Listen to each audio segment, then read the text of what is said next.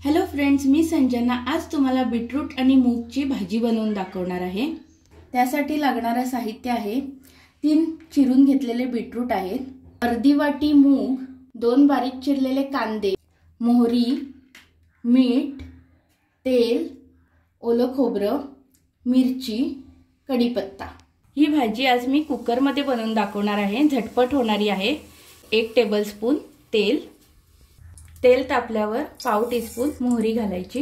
मोहरी तडतडल्यावर बारीक चिरलेला कांदा घालायचा आहे। 3 मिरच्या आहेत, उभ्या चिरून घातलेल्या आहेत। कढीपत्ता, कांदा परतून घेऊया छान।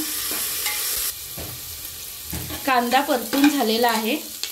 आता मूग घालायचे, चिरलेला बीटरूट घालायचा आहे। सगळं व्यवस्थित मिक्स करून घेऊया।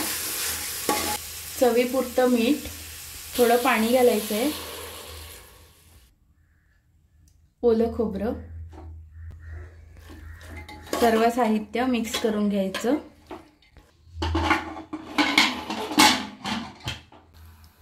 कुकर लावलेला आहे, 2 शिट्ट्या काढून घ्यायच्या।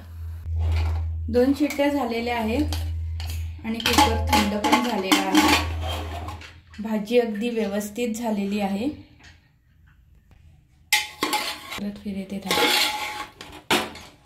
बीटरूट आणि मूगची भाजी रेडी झालेली आहे। अगदी सिंपल आणि सोपी रेसिपी आहे, नक्की ट्राय करून बघा। आणि जे नवीन पाहणारे आहेत त्यांनी सबस्क्राइब करायला विसरू नका।